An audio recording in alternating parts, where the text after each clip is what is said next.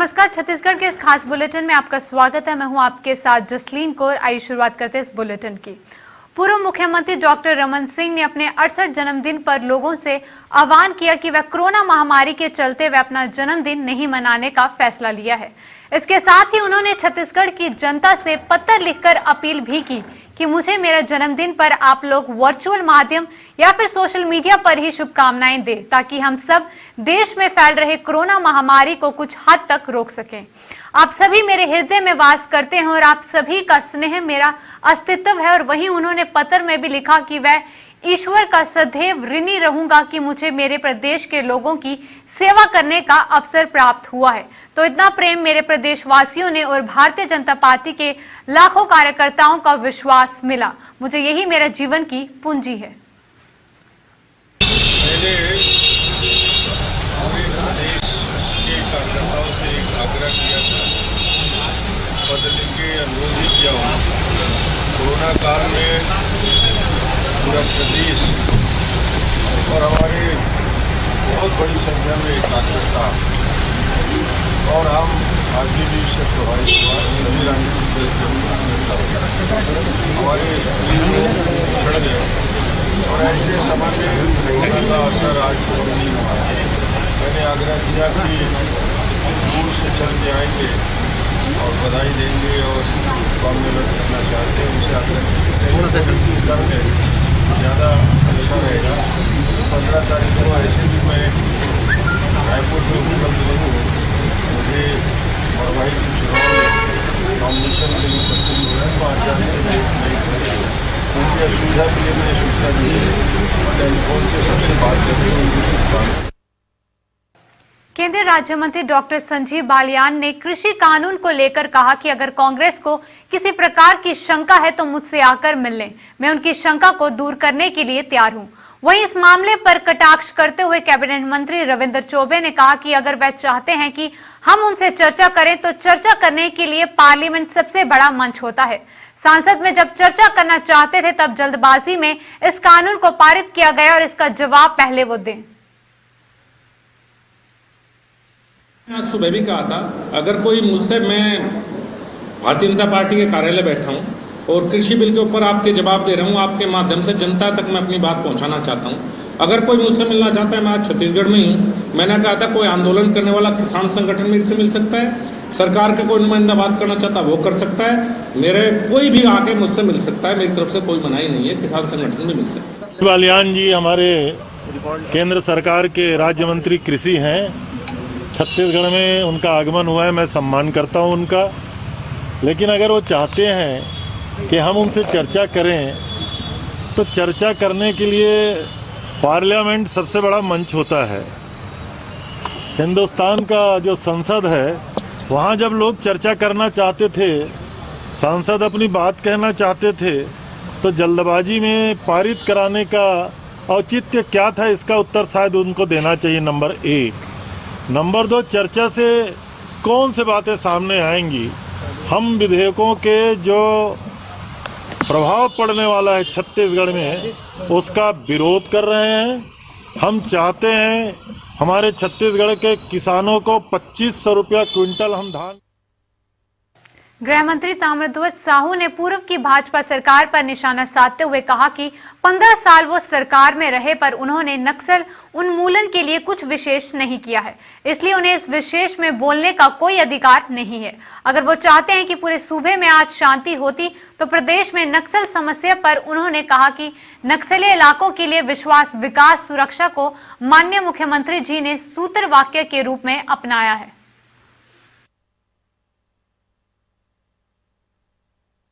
तो बड़ा स्पष्ट कहना है कि भाजपा वालों को इस पर बोलने का कोई अधिकार ही नहीं है। अगर वो अपना समझते हैं कि इस पर कुछ बोल सकते हैं, 15 साल किसको कहते हैं, जनता ने उनको अवसर दिया। चाहते तो 15 साल में इस छत्तीसगढ़ से नक्सलियों को उखाड़ फेंकते, पूरी शांति होती यहाँ पर ये काम उन लोगों ने नहीं किया। अपितु आप देखेंगे कि माननीय भूपेश बघेल जी की सरकार बनने के बाद उनने एक नारा दिया, विश्वास, विकास और सुरक्षा। हम लोग आदिवासियों के मन में विश्वास भी जागृत कर रहे हैं कि सरकार उनके लिए है। वहाँ तक विकास भी पहुँचा रहे हैं। अगर हम हल पकड़ाएंगे तो बंदूक नहीं पकड़ेंगे, अगर हम हल नहीं पकड़ाएंगे तो बंदूक पकड़ेंगे, और उनको पूरा सुरक्षा कर। तो इसलिए हम लोग वहाँ पर जो काम कर रहे हैं, आप लोग इस बात को जानना चाहेंगे कि इस 1.5-2 साल के कार्यकाल में लोगों का अभी जो नक्सली मूवमेंट बड़ा कम हुआ है। लोन बराटू करके एक माने घर वापसी अभियान हम लोग चला रहे हैं, तो उसके तहत इतने नक्सली आत्मसमर्पण कर रहे हैं और नक्सली सरेंडर भी कर रहे हैं और वापसी वाला भी काम कर रहे हैं। तो सारा काम इस बार आप देखेंगे तो माओवादियों को मतलब कोई बड़ी कार्रवाई करने का उनको अवसर नहीं मिला है। माओवादी समाज के लोग मुख्य धारा में शामिल हो रहे हैं, उनको नेटवर्क को तोड़ने में बड़ी सफलता भी पुलिस को मिल रही है और नक्सली घटनाओं में 47% की कमी आई है। तो इस प्रकार से लगातार नक्सली आत्मसमर्पण कर रहे हैं पूरा। केंद्रीय पशु एवं मत्स्य राज्य मंत्री डॉक्टर संजीव कुमार बालियान ने कृषि कानून पर चर्चा करने के लिए 1 दिवसीय छत्तीसगढ़ दौरे पहुंचे हुए हैं। वहीं उन्होंने प्रेस कॉन्फ्रेंस के माध्यम से कहा कि केंद्र सरकार ने कृषि और किसान के हित में 3 कानून बनाए हैं। छत्तीसगढ़ में किसानों की तरफ से या पक्ष की तरफ से कोई सवाल है तो उसका जवाब देना हमारा कर्तव्य है। आजादी के बाद से किसानों को इस अधिकार से वंचित किया गया है कि वह अपने उत्पाद अपने क्षेत्र से बाहर नहीं बेच सकता। देश में कहीं भी मंडी बंद नहीं होगी। पूरे देश में 7,000 मंडियों में से करीब 1,000 मंडियां ई मंडी से जुड़ी हुई हो चुकी हैं। पूरे देश में अभी तक 86 करोड़ रुपए मंडी शुल्क के रूप में आता है। केंद्र सरकार आज भी कहीं भी राज्य के अधिकार में हस्तक्षेप नहीं कर सकता।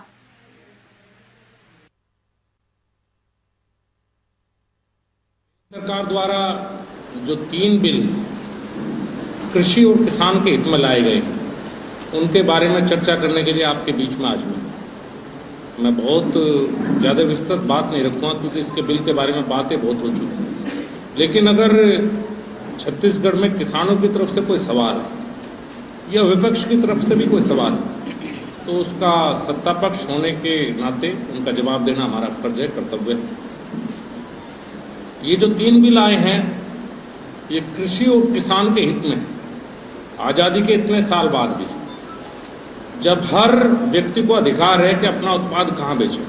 अगर कोई इंडस्ट्रियलिस्ट है तो उसे अधिकार है कि अपना उत्पाद कहाँ बेचने जाएगा। सिर्फ किसान को इस अधिकार से वंचित रखा गया कि उसका उत्पाद या उसकी कृषि जिन्स वो अपने जनपद से बाहर, मंडी से बाहर नहीं बेच सकता। आज़ाद भारत के बहुत बाद तक किसानों की तरफ से आवाज़ आती रही कि नहीं, किसान को भी अधिकार होना चाहिए कि वो जहाँ चाहे अपना उत्पाद बेच सके। और मुख्य बात यह है कि सभी राजनीतिक पार्टियां इसके समर्थन में ज़्यादातर रही, चाहे कांग्रेस का घोषणा पत्र हो या भारतीय जनता पार्टी का घोषणा पत्र हो या अलग प्रदेश सरकारों की तरफ से डिमांड हो। लगातार ये बात रही कि एपीएमसी एक्ट में संशोधन हो, किसान को अधिकार मिले कि कहीं भी अपना उत्पाद बेच सके। बीजेपी लगातार प्रदेश में बिगड़ रही कानून व्यवस्था और आपराधिक घटनाओं को लेकर कांग्रेस सरकार पर बिफरी हुई है। वहीं एक बार फिर पूर्व मुख्यमंत्री डॉक्टर रमन सिंह ने भूपेश सरकार पर हमला बोलते हुए कहा कि यहां की सरकार कानून व्यवस्था को लेकर गंभीर नहीं है। राजधानी रायपुर सहित प्रदेश के तमाम शहरों में जिस तरीके से आपराधिक घटनाएं हो रही हैं, इसके साथ ही सबसे पीड़ाजनक बात यह है कि 12 से 14 साल की बेटियों के साथ जिस प्रकार से दुष्कर्म हो रहे हैं, ये बहुत ही निंदनीय है। उसके साथ सरकार और उसकी पुलिस की व्यवस्था चंद पैसों के लिए घिनौने अपराध करने वाले अपराधियों को छोड़ दिया जाता है।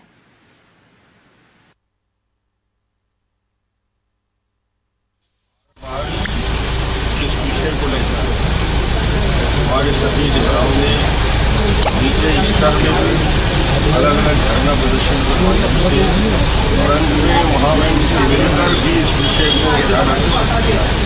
कानून व्यवस्था की जिस प्रकार होगी आगे रायपुर के प्रमुख चौक में अलग अलग शहरों में जिस प्रकार की हत्या हुई है और सबसे पीड़ाजनक 12 साल 14 साल 15 साल की बेटियों के साथ जिस प्रकार से दुष्कर्म हो रहे हैं और उन दुष्कर्म के बाद भी सरकार और सरकार की पुलिस उसकी व्यवस्था, अगर थानेदार की भूमिका ऐसी रह गई है कि 10,000 रुपया लेकर इतने जलंद अपराध के अपराधी को छोड़ दिया जाता है, बचा दिया जाता है।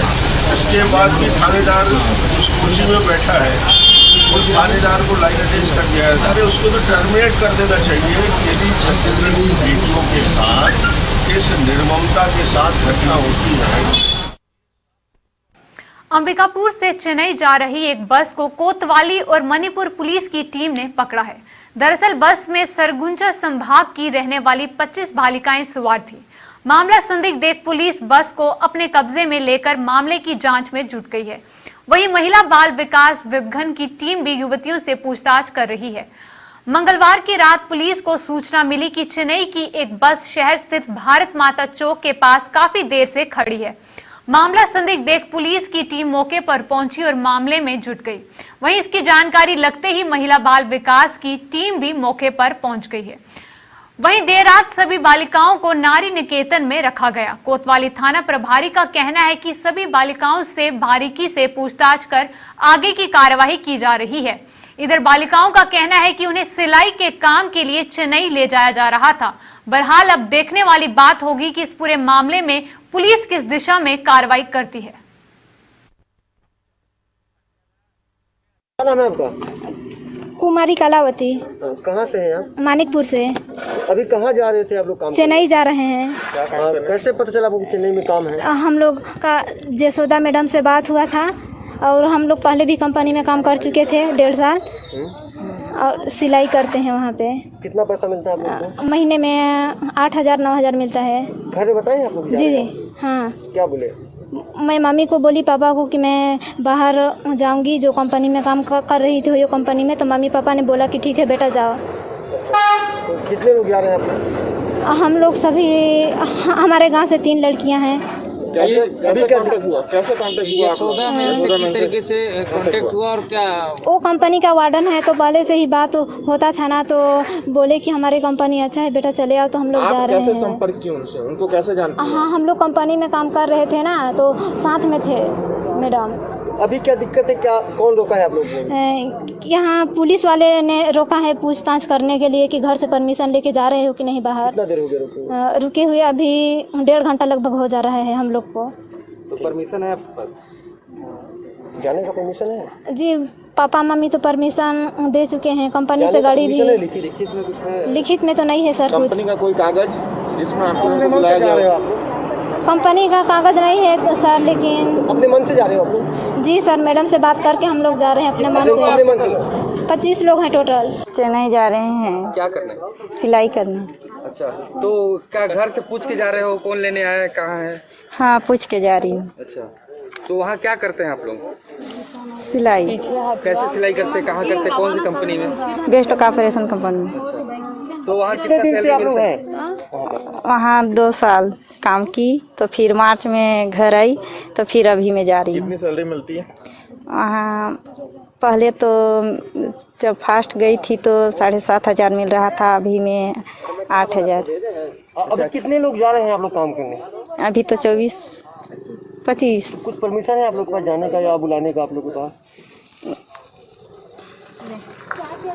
नहीं है? मतलब आपको बुलाए होंगे तो कुछ बताए होंगे कि आप लोग? नहीं, हम लोग बुलाए हैं बस।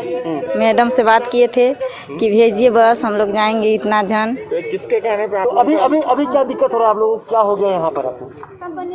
कुछ दिक्कत कौन नहीं रुकवा लिया है आप लोगों को या रुके हैं आप लोग? अभी मतलब यहाँ क्यों रुके हैं आप लोग? तो सर इन लोग रुकवाए हैं। कौन रुकवाया? तो पता नहीं है ना नाम। जी, इला जानकी चापा छत्तीसगढ़ से आ रही हूँ। कहाँ जा रहे हैं?